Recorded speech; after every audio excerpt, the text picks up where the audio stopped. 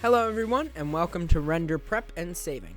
Today is probably going to be the shortest episode in the Blender series, and that is because my only job in this episode is going to be to go through the settings with you guys and make sure you are prepared to render yourself an image that can be used with a photo editor and edited onto a backdrop of your choosing. Now, in the last couple episodes, we went over adding cameras, adding lights, and even just bringing in your character and then manipulating him to the position you want him. I will do a bonus episode on bringing in objects to put in his hands and whatnot, but we're just working with the character for now. So, the next episode, actually, we're going to be outside of Blender, and I'm going to be showing you how to apply the Blender that you've made into something like a thumbnail where you use custom fonts and things to make a really awesome thumbnail. But today we are going to be going over final settings to make sure you have all set up, and then just rendering your image and how to save it from there. So we've got everything set up, and as long as you're happy with how the lights work, you're happy with your camera angle, you are prepared to go in that respect. There's a couple more things we need to make sure that we do before we render that will help us out. The first thing is we're going to click on our character, and we want to make sure that when we go into material properties and scroll down to settings, we are rendering in blend mode alpha clip. That is number one, and that's pretty easy. Number two, make sure your skin looks normal. Make sure your UV maps is set to 1.8 skin. Or plus 1.8 skin. Alright. Now, right before we render, there's only a couple more settings that we need to take a look at. And then we are ready to render and save. That's it. That's how simple this is. So there's a couple more settings we need to look at. We need to come over here to this camera. And we're going to click on this camera, and we are in the scene settings, the render settings. So the first thing is for shadows and for lighting, you want to turn on ambient occlusion. You want to check that box, click the drop down menu, and where it says distance, I recommend a distance of 3. It just makes things smooth. So you can see it does change the shadows a little bit. It manipulates them, and ambient occlusion is a nice thing if you've got a lot of shadows possibly going on. It does a good job blending the shadows in. You can see when I turn it off, they're very subtle. It's like light, dark, and then it's like pretty dark, and then it like kind of light. This goes on like a nice angle, fades it in, this, looks good.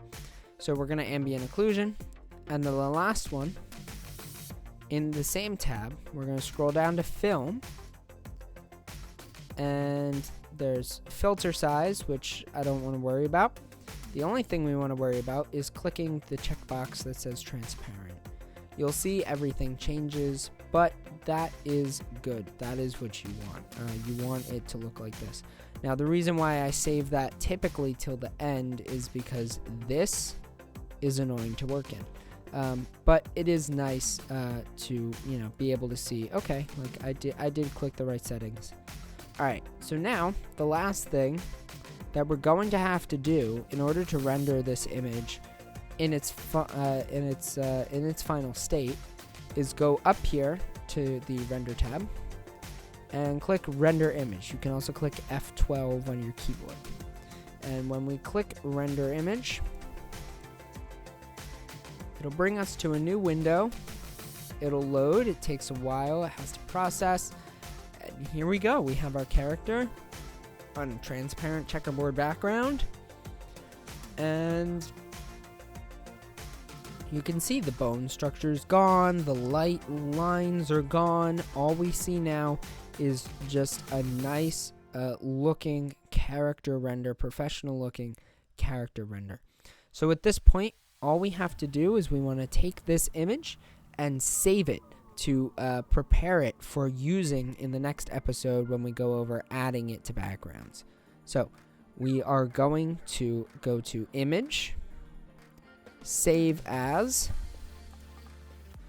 and we're going to go, I'm going to name it Blender YT Tutorial .png, and I'm going to save it to my desktop. So then save as image. Alright, so let's say now I get rid of all this, and then we can save Blender. Control S, close. Alright, so you guys see a black screen right now. But let's say I go to my desktop and click Blender YT Tutorial. So when it comes up in Photos, or when I bring it up, I can actually put it in an image source. Hold on. Image.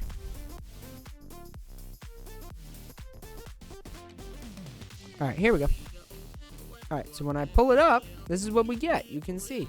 Now, it's a black background, so it is a transparent background, and OBS is automatic black background, so it's blending with the black right now, which is good. That's what we want.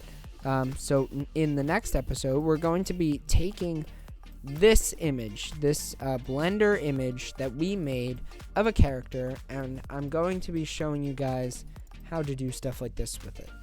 And so what this is this is a file that I found online of a picture someone took with a nice shader on. I'm like, cool, that looks really pretty. I found it on Google Images. I downloaded it. I used textcraft.net, which we'll get into a little bit next week, to make this top part that says Team Mega and gave all the gamer tag names. I also used TextCraft to make all the individual small gamer tags. And then these guys, the characters, are all blenders. This was actually one big blend, so for those of you who didn't look at the original, this was one big blend. So I did all of these guys in one blender. I didn't render each one individually. And the reason for doing that is because I wanted them to cast shadows on each other. So you can see, like, my arm and Redstone Dust cast a shadow on Pizza 40's arm and Redstone Dust a little bit. Let's see, where else? Dad Can Learn's arm and his wood hoe kind of casts a shadow on NJ's arm. So yeah, and then we can bring that into the scene, and we blended the light nicely, and this is what we got as a result. So yeah, in the next episode, I'm going to be showing you how to take your individual blender, edit it onto a background, and make a nice thumbnail for a video. But that's it for today's tutorial on Blender. Not today's, but this episode's tutorial. This was very, very cut and dry basic. Like, here are the settings you need, and this is, how to do it. This is what we're going to be doing in the next episode.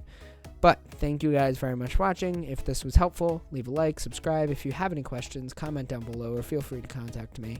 Also, join the Discord with the link in the description. There is a hashtag Blender text chat where you guys can chat your questions about Blender, or if you just want to share something with me and some other people that you've been working on Blender, you guys have the ability to do that, as well as a lot of the other awesome perks that my YouTube channel Discord has to offer. But thank you guys very much for watching, and I will see you all next time. Goodbye.